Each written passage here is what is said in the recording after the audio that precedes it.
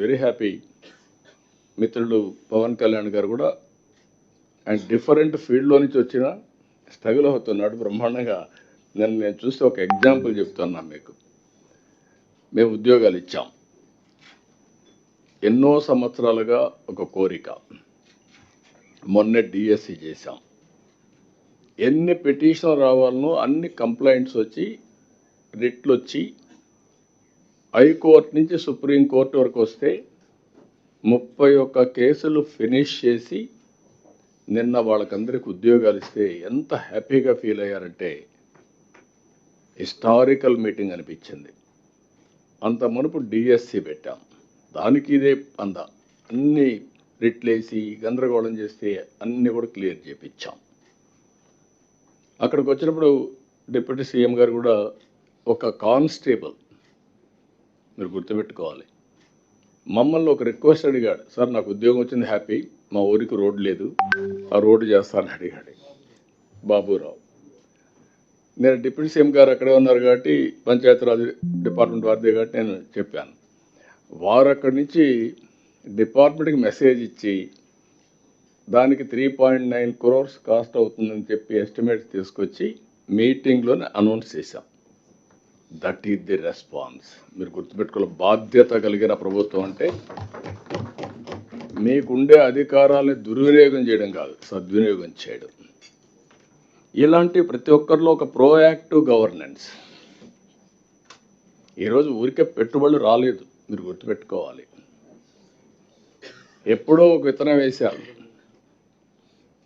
HR minister గారు లోకేష్ గారు, ఎక్కడ అమెరికాలో గూగుల్కి. వాళ్ళు ఇండియాలో పెట్టాలనుకుంటే ఎవరు గుర్తొచ్చాడు, మనమే గుర్తొచ్చాం. దానికి కూడా మళ్ళీ పర్ఫార్మెన్స్ ఉంది. Green energy, cost effective energy, దానికి మనం దోహదం చేశాం. దోహదం చేసినప్పుడు వాళ్ళు ఆలోచించి ఫస్ట్ టైం రిఫార్మ్స్ వచ్చిన తర్వాత $15 బిలియన్ ఇన్వెస్ట్మెంట్ విశాఖపట్నానికి వచ్చిందంటే అది ఈ ప్రభుత్వం యొక్క పట్టుదల, చేసే పర్ఫార్మెన్స్. I'm very happy. మిత్రులు పవన్ కళ్యాణ్ గారు కూడా ఆయన డిఫరెంట్ ఫీల్డ్లో నుంచి వచ్చిన స్ట్రగుల్ అవుతున్నాడు బ్రహ్మాండంగా.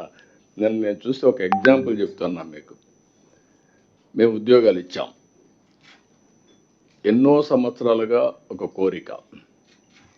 మొన్నే డిఎస్సి చేశాం. ఎన్ని పిటిషన్ రావాలనో అన్ని కంప్లైంట్స్ వచ్చి రిట్లు వచ్చి హైకోర్టు నుంచి సుప్రీంకోర్టు వరకు వస్తే 31 కేసులు ఫినిష్ చేసి నిన్న వాళ్ళకందరికి ఉద్యోగాలు ఇస్తే ఎంత హ్యాపీగా ఫీల్ అయ్యారంటే హిస్టారికల్ మీటింగ్ అనిపించింది. అంత మునుపు డిఎస్సి పెట్టాం.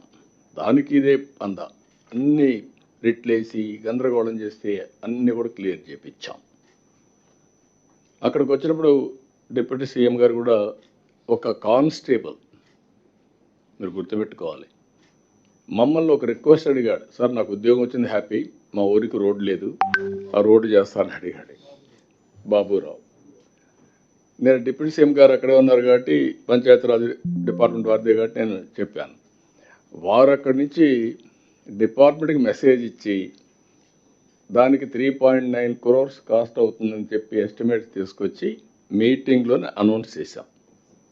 That is the response. మీరు గుర్తుపెట్టుకోవాలి, బాధ్యత కలిగిన ప్రభుత్వం అంటే మీకుండే అధికారాలని దుర్వినియోగం చేయడం కాదు, సద్వినియోగం చేయడం. ఇలాంటి ప్రతి ఒక్కరిలో ఒక ప్రోయాక్టివ్ గవర్నెన్స్. ఈరోజు ఊరికే పెట్టుబడులు రాలేదు, మీరు గుర్తుపెట్టుకోవాలి. ఎప్పుడో ఒక విత్తనం వేశారు హెచ్ఆర్ మినిస్టర్ గారు లోకేష్ గారు, ఎక్కడ అమెరికాలో గూగుల్కి. వాళ్ళు ఇండియాలో పెట్టాలనుకుంటే ఎవరు గుర్తొచ్చాడు, మనమే గుర్తొచ్చాం. దానికి కూడా మళ్ళీ పర్ఫార్మెన్స్ ఉంది. Green energy, cost effective energy, దానికి మనం దోహదం చేశాం. దోహదం చేసినప్పుడు వాళ్ళు ఆలోచించి ఫస్ట్ టైం రిఫార్మ్స్ వచ్చిన తర్వాత $15 బిలియన్ ఇన్వెస్ట్మెంట్ విశాఖపట్నానికి వచ్చిందంటే అది ఈ ప్రభుత్వం యొక్క పట్టుదల, చేసే పర్ఫార్మెన్స్.